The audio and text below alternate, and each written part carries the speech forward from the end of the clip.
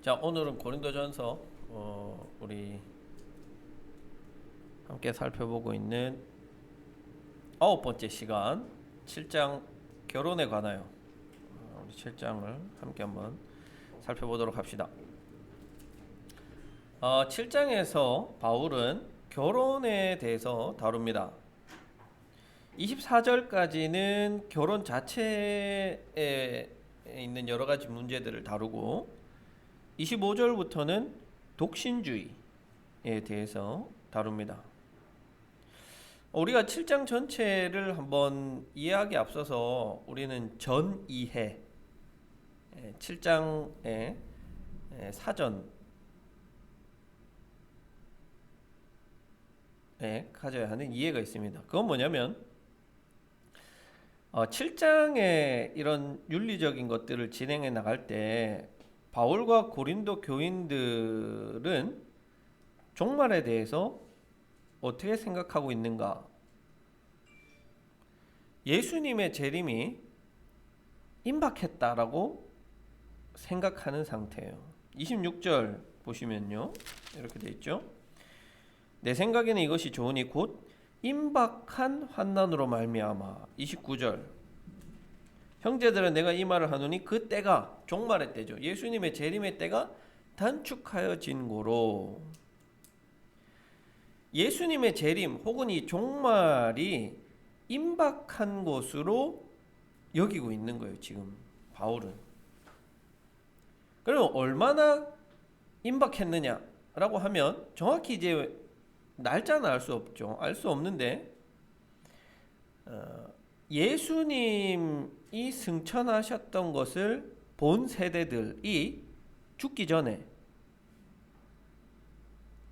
예수님의 재림이 온다라는 생각을 아마 가지고 있었던 것 같아요.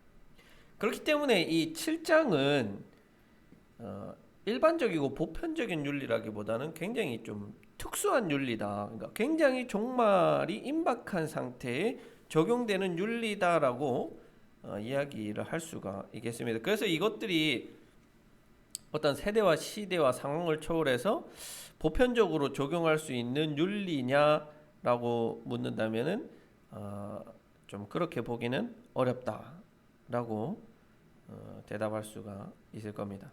그러면 이 본문 7장은 뭐 우리한테 전혀 의미가 없는 본문이냐? 그렇지 않아요. 1차적으로 우리가 이 7장이 기록되어 있는 이 시대적 상황과, 그러니까 이 사람들이 가지고 있던 생각과 우리의 생각이 또 상황이 다르다는 것을 1차적으로 이해를 하셔야 되고, 2차적으로는 그 시대적 상황에서 무엇을 말하고자 하느냐 하는 그 원리, 이치를 찾아야 돼요. 이게 주석이에요. 주석. 본래 이 화자가 하고 싶어하는 말, 주석을 찾아내고 이걸 우리는 현 세대에 어떻게 적용할 수 있는가? 적용이죠. 주석과 적용이에요. 사실 이 주석과 적용은 설교입니다. 설교는 주석과 적용으로 이루어져 있는데 우리가 성경을 읽을 때도 마찬가지로 이 주석과 적용을 적용해서 봐야 된다는 거예요. 또 한편으로 이 7장에서 바울이 계속해서 이야기하는 게 뭐냐면 이 자신의 어떤 이 대답이 절대적인 뭐 확고한 윤리다 이게 아니에요. 그냥 단순히 권면이다 이렇게 하면 좋겠다. 이게 뭐 절대적인 건 아니다라고 계속해서 이야기하기 때문에 우리가 이 7장을 막 우리도 정확히 결혼 생활할 때 적용해야 돼. 뭐 꼭 이렇게 보기에는 좀 어려운 면이 있다라는 것들 여러분들이 이해하셔야 되고 지난번에도 여러분들이 잘 대답을 해주셨는데 제가 이 고린도전서를 계속해서 함께 공부하면서 여러분들이 좀 깨달았으면 좋겠다 하는 것이 무엇이냐면 바로 이 성서 시대와 지금 시대는 시대적 상황이 다르다는 거예요. 그래서 이거를 문자 그대로 오늘날에 적용하기에는 무리가 있다라는 사실을 여러분들이 계속해서 깨달아 가시고 계세요. 그렇죠? 고린도전서뿐만이 아니라 성경 전체가 그래요. 그것을 제가 여러분들이 좀 이렇게 알면 좋겠다, 깨달으면 좋겠다 하는 마음이 있었는데 잘 따라오고 계시는 것 같아요. 자, 그런 의미에서 이제 우리 디테일하게 한번 살펴봅시다. 자, 7장 1절에서 9절까지가 먼저 첫 번째 단락이 되겠습니다. 이 첫 번째 단락은 무엇에 대해서 이야기하느냐라고 하면 금욕에 대해서 이야기합니다. 금욕. 구체적으로 말하면 성관계, 부부 간의 성관계를 하지 않는 것이 좋다. 하지만 음행을 피하기 위해서 또한 서로의 몸을 자신이 주장할 수 없기 때문에 성관계를 하는 것이 허용된다. 은사를 따라서 하라. 라는 이 전체적인 취지입니다. 1절. 너희가 쓴 문제에 대하여 라고 시작합니다. 자, 1장에서 6장까지는 어떻게 시작하냐면 어떤 소식이 들렸다. 여러 사람들로부터 이 들은 고린도 교회의 소식에 대한 답변이라면 7장부터는 고린도 교회가 공식적으로 보낸 질문들, 이 편지에 대한 답장이에요. 그래서 7장 1절, 8장 1절, 12장 1절, 16장 1절에서 너희가 쓴 문제에 대하여는 이라는 표현이 계속 나와요. 이 표현은 바로 고린도 교회가 공식적으로 편지를 통해서 바울에게 질문한 것에 대한 답변이라고 보시면 됩니다. 자, 어떤 문제를 공식적으로 질문을 했느냐? 남자가 여자를 가까이 아니함이 좋으나. 자, 우리가 6장 그리고 앞에 5장을 볼 때 제가 여러분들에게 말씀드렸죠? 바울의 말과 고린도 교회의 구호를 구분해야 된다. 자, 그러면 남자가 여자를 가까이 아니함이 좋다. 이 표현이 고린도 교인들의 구호일까요? 아니면 바울의 생각일까요? 바울의 생각? 자, 이 좋다라는 표현은 윤리적인 언어라기보다는 통속적인 표현이에요. 사람들 사이에 일반적으로 쓰이는 표현이라는 거예요. 그렇다면 이 구절은 고린도 교인들의 구호로 보는 게 적당해 보여요. 자, 고린도 교회에 어떤 표현이 있느냐? 남자가 여자를 가까이 안 하는 게 좋다라는 구호가 있었던 거예요. 그런데 바울은 그 구호를 인정합니까? 인정하지 않아요? 인정하는 것 같아요. 인정하는 것 같아요. 좋으나라고 이야기하는 거는 인정하는 것 같아요. 그런데 여러분, 이것은 어떤 결혼하지 말라 뭐 이런 차원이 아니에요. 남자가 여자를 가까이 아니하는 게 좋다는 것은 부부 사이의 성관계를 의미해요. 그러니까 성관계를 하지 않는 것이 좋다라는 의미죠. 좋다. 왜냐하면 왜 이런 표현이 나왔냐면 앞서서 우리가 살펴봤지만 이 임박한 종말에 대한 사상이 있기 때문이 첫 번째고, 두 번째는 고린도 교회 교인들의 잘못된 구원관 계속해서 나오죠. 그리고 영육 이원론. 이것이 앞에 5장에서는 어떤 형태로 나타났어요? 음행으로 나타났잖아요. 음행. 처음 듣는 것 같아요. 음행으로 나타났잖아요. 왜냐면 이 육체적인 어떤 뭐 죄라든지 뭐 이런 마음대로 하는 것이 영적인 구원에 효력을 끼치지 못한다. 그렇게 이야기했기 때문에 음행으로 나타났어요. 그런데 여기서는 다른 형태, 완전 정반대의 형태로 나타났습니다.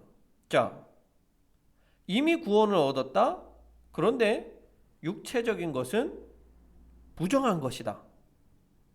육체적인 행동은 부정한 것이다. 그렇게 하면 어떻게 가요? 금욕주의로 가는 거예요. 그래서 고린도 교회에는 이 방종주의, 영적인 방종주의인 음행과 영적인 금욕주의인 이 성적인 금욕주의, 이 두 가지가 다 나타난 거예요. 그런데 바울은 이 두 번째 구호, 남자가 여자를 가까이 아니함이 좋다는 것은 인정하는 것 같아요. 왜냐하면 전적으로 재림이 가까웠기 때문에. 예를 들어서 여러분 한번 생각해 보세요. 우리가 1992년도에 다미성교회 있었거든요. 다미성교회가 12월 뭐 며칠 날 이렇게 예수님 재림한다 해가지고 딱 날짜를 정하고 그날에 막 모여가지고 막 아무튼 모여 있었어요. 그런데 그 시간이 되니 또 재림이 없었죠. 여러분 한번 생각해 보십시오. 우리가 예를 들어서 다음 주에 예수님 재림한다. 그러면은 어떤 남녀의 성적인 성관계 뭐 이런 게 중요해요? 하나도 안 중요할걸요? 그런 거 아무 상관없을 거예요. 막 오늘부터 우리 일주일 동안 모여서 막 찬양하고 막 집회하고 막 일주일 내내 그렇게 하지 않겠어요? 그거예요, 그거.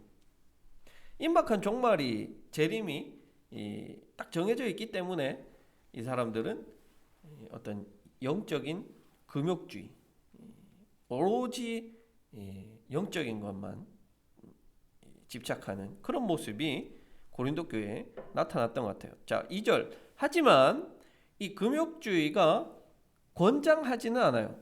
그것도 가능해. 남녀가 성관계 하지 않는 거 그거 가능해. 그런데 그게 권장되진 않아요. 왜? 음행을 피하기 위해서는 부부 간의 성관계가 필요하다는 거예요. 자, 그러면 이 내용이 상반되는 거 아니야? 자, 우리가 처음에는 금욕할 수 있을지는 모르겠어요. 그런데 사실 이 성욕을 이기는 거 쉽지 않죠. 쉽지 않습니다. 단적인 예로 가톨릭 사제들이 독신으로 지내지만 많은 성적인 일탈들이 일어나고 있잖아요. 그것을 보면 아무리 우리가 이렇게 뭐 헌신된 뭐 사제다 목사라고 할지라도 뭐 목사들도 마찬가지죠. 많은 성적인 이런 타락이 일어나는데 그런 것들을 보면 이 성욕을 피한다는 것, 금욕한다는 것, 이 쉽지 않은 일인 것 같아요. 그래서 이 음행을 피하기 위하여라는 이 표현은 본래 뜻은 음행 때문에라는 뜻이에요. 음행 때문에. 음행 때문에 자기마다 남자마다 아내를 두고 아내마다 자기가 남편을 두라. 음행 때문에 1차적인 이 목표 왜 부부간에 이런 성관계가 있느냐 하면 음행을 피하는 것이 1차적인 이유라는 거예요. 3절 의무를 다하고 라고 하는데 여기서 의무는 성관계를 가리키는 거죠. 일종의 이 성관계 부부 사이의 성관계는 일종의 의무라는 거예요. 의무. 부부 사이의 성관계를 피하는 것 역시 옳다고는 할 수가 없는 거예요. 왜냐하면 4절에서 아내는 자기 몸을 주장 못하고 남편은 자기 몸을 주장하지 못하기 때문에 자기 몸이 자기 게 아니라는 거예요. 결혼한 이상은 상대방의 것이고 그렇기 때문에 이런 어떤 성관계에 있어서도 부부의 이런 합의에 따르는 이런 성관계가 필요한데 성관계를 무조건적으로 거부하고 하지 않고 이런 것들은 권장되지가 않는다는 겁니다. 5절 서로 분방하지 말라. 분방이라는 것은 계속해서 나오는 것처럼 이 성관계를 중단한 상태를 말하는 거예요. 자, 그런데 이 성관계를 중단하는 것이 조건부적으로는 허락이 돼요. 자, 세 가지 조건이 있는데 첫 번째는 부부가 서로 합의했을 때 합의상 부부가 서로 합의했을 때 두 번째는 얼마 동안 일정 기간이죠. 그리고 세 번째는 이 기간 동안 무엇을 하냐면 기도하기 위해서 이 세 가지 조건이 합의가 되면 성관계를 일정 기간 중단하는 것은 가능하다라고 바울은 이야기하는데 그러면 이 일정 기간은 얼마 동안이냐? 성서를 해석하는데 유명한 이 두 학파가 있는데요. 하나의 학파는 힐렐 학파라고 하는 이 학파는 일주일이다 이렇게 이야기하고 다른 학파는 샴마이 학파는 2주일이다 이렇게 이야기합니다. 그런데 이게 일주일이냐 2주일이냐 이런 게 중요한 게 아니죠. 그거는 이제 핵심을 놓치는 거죠. 이런 어떤 이 조건부적인 이런 상황이 아닌 이상은 부부간의 이 성관계를 멈추지 마라 라고 이야기하는 거죠. 자, 7절 나와 같기를 원하노라. 바울의 지금 나와 같다는 표현은 뭡니까? 바울은 어떤 상태예요? 독신의 상태예요. 왜 나와 같기를 원하느냐? 33절이 그 이유가 대답이 되겠죠. 장가간 자는 세상 일을 염려하여 어찌하여 아내를 기쁘게 할까 하여. 지금 그러니까 바울은 임박한 종말을 염두에 두고 있기 때문에 장가간 자 또 혹은 시집간 자는 지금 예수님이 곧 오시는데 이거에 사실 집중해야 되는데 장가가고 시집가면 남편과 아내에게 많은 시간을 보내야 하기 때문에 가능하면은 독신으로 지내는 게 좋다라고 이야기를 합니다. 그러나 이것은 어떤 절대적인 것이 아니라 은사적인 거라는 거예요. 은사적인 거. 어떤 사람에게 이런 독신의 은사가 주어졌으면은 그 은사를 따라서 뭐 독신으로 사는 게 좋지만 그게 아니라면 그러지 말라는 거죠. 왜냐? 은사라는 것은 하나님이 각자에게 주신 것이 다르기 때문에 그렇습니다. 자, 두 번째 파트인 10절부터 24절은 이혼에 대해서 다룹니다. 자, 10절 내가 결혼하지 아니한 자들과 과부들에게 이르노니 나와 같이 그냥 지내는 것이 좋으니라. 10절이죠. 결혼한 자들에게 내가 명하노니 명하는 자는 내가 아니요 주시라. 여자는 남편에게 갈라서지 말고. 명하는 자는 주시다라고 하는 것은 예수 그리스도의 명령이다라고 이야기할 수 있겠죠. 마태복음 5장 32절 부부가 음행은 용고 아니면 나눠 서지 마라. 근데 어떻게 여러분 바울이 마태복음 5장 32절 읽어본 적도 없는데 어떻게 이런 말을 할 수 있었을까? 예수님 실제로 만나본 적도 없는데 아마도 베드로를 통해서 혹은 예수님과 함께 했던 다른 사도들과 만남을 통해서 예수님의 이런 말씀들을 들었을 거예요. 무슨 말씀? 바로 이혼하지 마라. 이 당시 헬라 문화에서는 이혼이라는 것은 굉장히 쉬운 일입니다. 오늘날보다 더 쉬워요. 오늘날에는 이혼을 하려면 법원에 가서 여러 가지 절차를 밟아야 됩니다. 자녀가 있으면 더 힘들죠. 그런데 헬라 시대는 그냥 부부가 서로 합의하면 끝입니다. 유대 전통에도 이혼 증서만 써주면 이혼할 수 있어요. 특히 이 여성들은 이혼 당하게 되는 수많은 이유가 있어요. 예를 들어서 뭐 밥을 못한다. 이혼이에요. 이혼 당해도 할 말이 없는 거예요. 물론 이게 이혼 합의상 이혼이 아니라 일방적으로 버림받고 뭐랄까요 결혼 상태가 파기되는 것을 말하지만 어쨌든 이렇게 이혼이 쉬운 상황에서 그리스도인들은 이혼하면 안 된다라고 이야기를 합니다. 자, 11절 그대로 지내는 것이 좋다. 이혼한 상태면은 그대로 지내는 것이 좋다. 왜 그럴까요?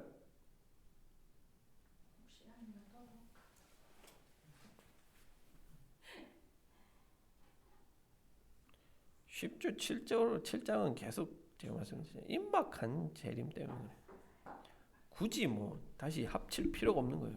예수님 곧 오시는데.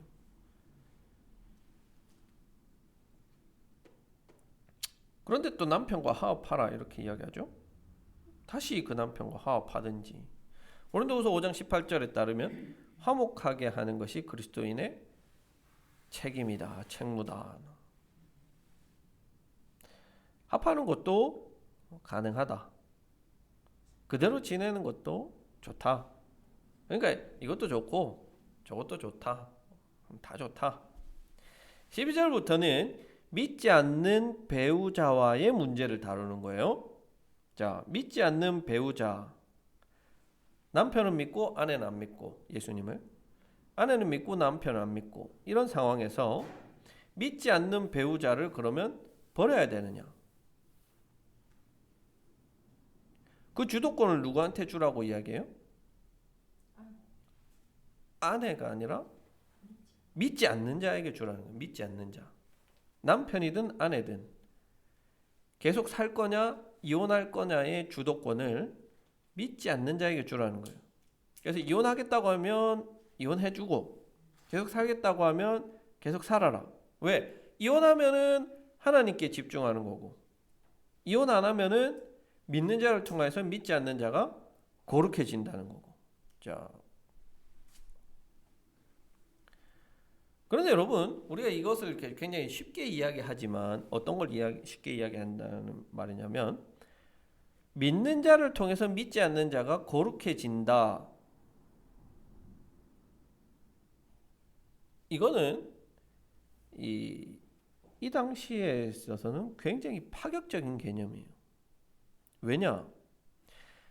당시 헬라 문화와 유대 율법에서 정한 것과 부정한 것이 만나면 어떻게 돼요? 정한 게 부정해져요. 부정한 게 정한 게 되는 게 아니라 정한 것과 부정한 것이 만나면 정한 것이 부정해집니다. 이게 그 당시 어떤 문화고 이해예요. 그런데 도리어서 그리스도인과 비그리스도인이 만나면 비그리스도인이 거룩해진대요. 이해되시죠? 자, 그 말인즉슨 우리는 그러면 그런 그리스도인이 돼야 한다는 거예요. 그런 그리스도인. 그리스도인과 비그리스도인이 한 가정을 이루면 제가 보니까 대부분은 교회 안 나오더라고요, 둘 다.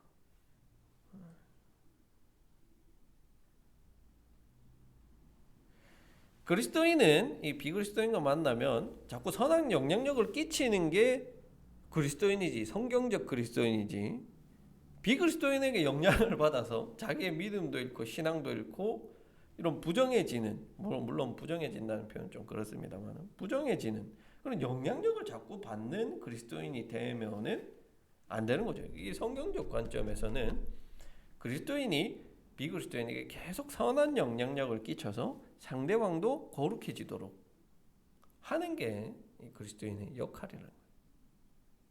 그것은 부모와 자녀의 관계에서도 마찬가지예요. 16절에 나오는 것처럼. 믿는 부모가 믿지 않는 자녀에게 계속해서 이 선한 영향력을 끼쳐서 거룩해지도록 만드는 그 사명을 우리는 부여받았다라고 여러분들이 이해하시면 좋겠습니다. 자, 세 번째 17절부터 24절은 이제 17절 이하로는 여러분들이 읽어도 크게 이해하는데 어렵지 않은 부분이라서 제가 이렇게 뭉텅뭉텅 한번 설명을 드리도록 하겠습니다. 자, 17절부터 24절은 부름받은 그대로 지내라. 자, 여기서 바울은 이 할례와 무할례 그리고 종과 자유인의 예를 들어서 그대로 지내라고 말해요. 근데 이게 앞에는 계속 지금 결혼 뒤에도 뭐 결혼 이혼 이런 이야기가 나오다가 갑자기 할례와 무할례가 나오고 종과 노예가 나오는 이유가 뭐겠습니까? 이것도 다 결혼의 관점이에요. 결혼의 관점에서 결혼한 상태든 이혼한 상태든 독신이든 그대로 지내라는 거예요. 그대로 지내라. 그런 의미가 첫 번째 의미가 되겠고, 두 번째 의미는 이 바울의 대사회적인 이런 일종의 생각 이런 것들을 엿볼 수 있는데, 급작스러운 어떤 이 사회적 변화보다는 점진적인 변화 아니면 큰 이런 변화는 필요하지 않다라는 것을 바울이 이야기하는 것 같아요. 왜냐하면 고린도 교회에서 지금 이 상황이 분명히 문제가 되고 있었을 것이기 때문에요. 그래요. 자, 여러분 바울이 가는 곳곳마다 이야기합니다. 종이나 노예나 유대인이나 헬라인이나 남자나 여자나 다 그리스도 안에서 하나라 이야기하냐. 하나라. 다 평등하다는 거예요. 다 평등하다.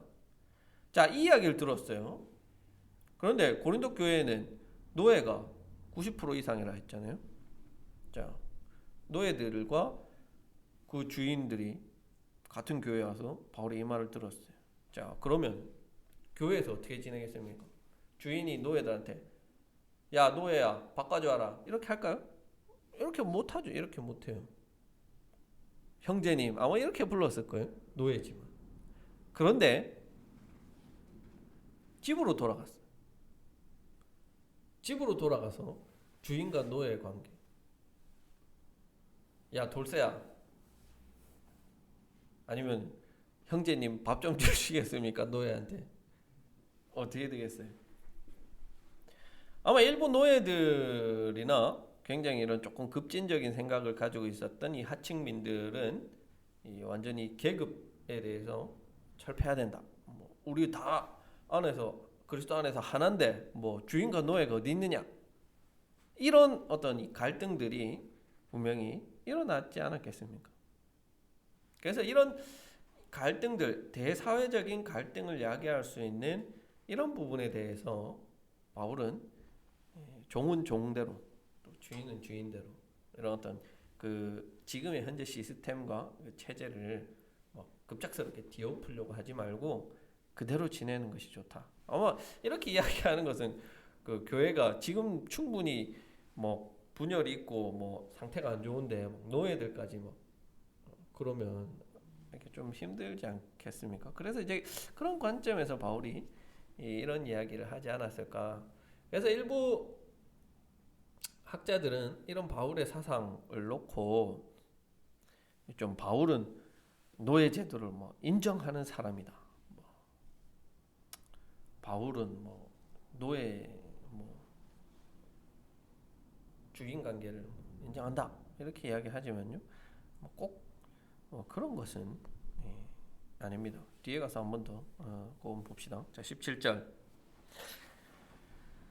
나눠주신 대로 또 부르신 대로, 이것을 두 가지 관점에서 적용하는데 할례와 노예 문제죠. 자, 그것을 벗어나기 위해서 노력하기보다는 그 각자의 자리에서 그리스도인답게 살라는 거예요. 혹은 그 노예든 뭐 무할례자든 할례자든 이거는 일종의 하나님의 부르심, 소명이니까 그 부르심대로 살아라라고 이야기하는 겁니다. 자, 계속해서 나오는 표현이 뭐냐면 행하라, 지내라, 거하라, 이용하라 라고 나오는데 이게 다 사실은 한 뜻이에요. 뭐냐면 이 메노라는 헬라어인데 이 메노라는 단어는 능동태가 사용되었어요. 능동태. 문법적으로. 그러면 뭐냐면 그 노예 상태 그대로 머물러 있어라. 소극적으로 그냥 아무것도 안 하고 머물러 있는 게 아니라 능동태는 적극적인 어떤 행위를 가리키는 거예요. 적극적으로 노예의 자리, 노예의 신분을 이용해라. 주인의 자리, 주인의 신분을 이용해라. 그것은 마치 바울이 로마 시민권을 이용해서 황제에게 복음을 전하려고 시도한 것처럼 적극적으로 자기에게 주어진 이 상황을 이용하라는 거예요. 사용하라는 거예요. 그럼에도 불구하고 이런 사회 정치적인 분야에서 이 바울의 태도가 좀 소극적이다라는 비판은 피할 수가 없어요. 왜 그럴까요? 예수님이 곧 오시니까. 예수님이 곧 오시니까. 근데 여러분 여기서 우리가 짚고 넘어갈 점은 지난 시간에도 이야기했고 우리가 계속 이야기되지만 이 윤리라는 것은 결코 어떤 개인의 노력만으로 되는 문제가 아니라는 거예요. 그렇죠? 기독교 윤리는 이러한데 사회적 시스템이 그것을 받쳐주지 않을 때 기독교 윤리가 어떤 대사회적인 효과나 영향력을 발휘할 수가 없는 거예요. 그렇기 때문에 개인의 윤리와 더불어서 정치 구조적인 사회적 시스템이 개선되는 이 두 가지가 같이 돌아가야 돼요. 윤리라는 것은. 개인이 아무리 도덕적이고 윤리적으로 살아도 사회가 부패하면 이 개인의 이 도덕적인 윤리적인 행동이 묻히게 마련이에요. 그래서 이 두 가지를 우리가 어떻게 함께 이 기독교 윤리적으로 개선해 나갈 수 있을지에 대해서 고민이 필요합니다. 자, 마지막 25절부터 40절은 여러 가지 상황에 대해서 바울이 다양하게 권면하고 있습니다. 자, 25절에서 처녀에 대하여는 이라고 시작하는 것으로 봐서 아마 이것에 대해서 직접적인 질문이 있었던 것 같아요. 고린도 교회에서. 자, 그런데 전체적인 맥락 25절에서 40절까지의 전체적인 맥락은 8절처럼 그냥 지내라요. 그냥 지내라. 부르신 그대로 그냥 지내라. 자, 25절부터 26절. 처녀가 결혼하는 것은 가능해. 그런데 그냥 지내라. 왜? 예수님 곧 오신다. 27절에서 28절. 결혼한 상태에 있거든. 결혼한 상태, 부부의 상태 그대로도 지내라. 그것 죄 짓는 거 아니다. 그대로 지내라. 29절에서 31절. 이 세상의 외형은 지나감이라. 이 세상의 것은 영원한 것이 아니기 때문에 그것에 너무 주의를 기울이지 말라는 거예요. 지나가는 것이 아닌 영원한 것인 예수님의 재림, 예수님의 임박한 종말, 이것에 더 집중하라는 거죠. 32절에서 35절 마찬가지예요. 마지막 때이기 때문에 주님께 더 집중하라는 거예요. 세상 물건을 쓰는 자들이 다 쓰지 못하는 것처럼 예수님께 집중하고 염려 없고 어떻게 하면 더 주를 기쁘게 할까? 그래서 장가간 자들이 아내를 더 기쁘게 할까라는 이런 생각에 빠지는데 그렇게 하지 않기 위해서 더 노력을 하라 이런 얘기죠. 그리고 36절에서 38절 약혼을 상태에 있다면 결혼을 해도 좋고 결혼을 안 해도 더 좋다.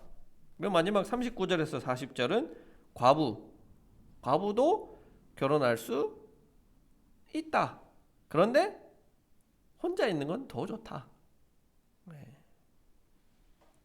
이렇게 이 7장에서 바울은 이 결혼, 이혼, 이런 이 부부의 어떤 성적인 관계 이런 다양한 것들에 대해서 이야기를 하고 있습니다. 자, 우리가 여기서 한 4가지 정도를 한번 생각해 보면 좋겠는데요. 먼저 첫 번째는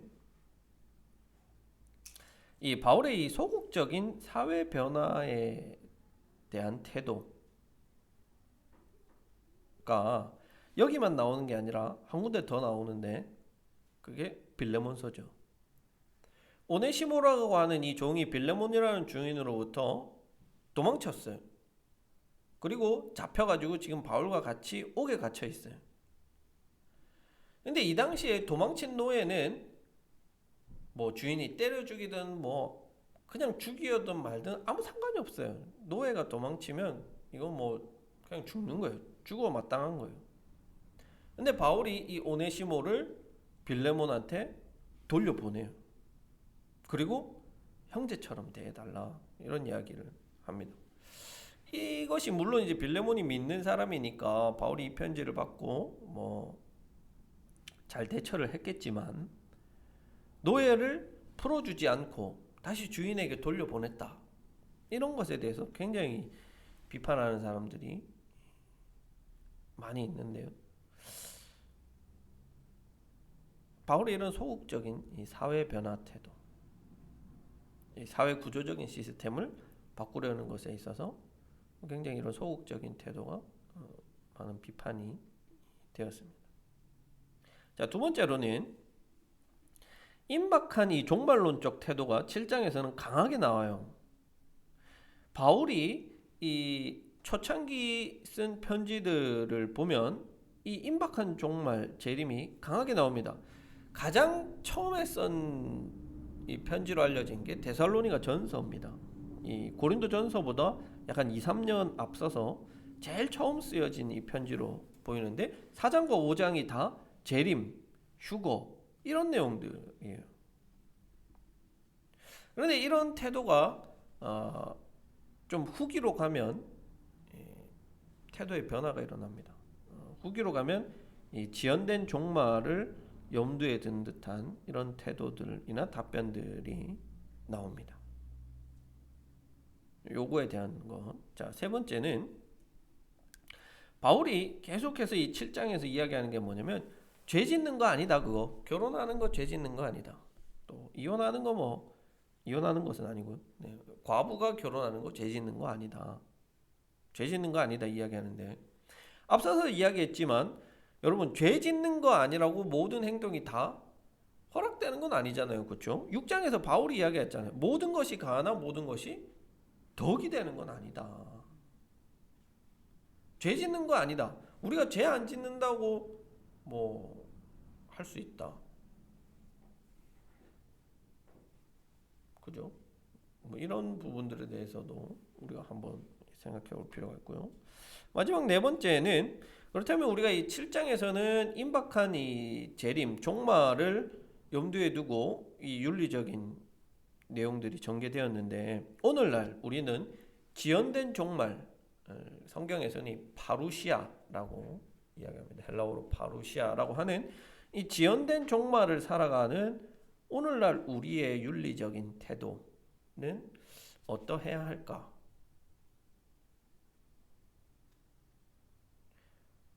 물론 우리는 매일매일을 종말을 살아가는 것은 맞습니다.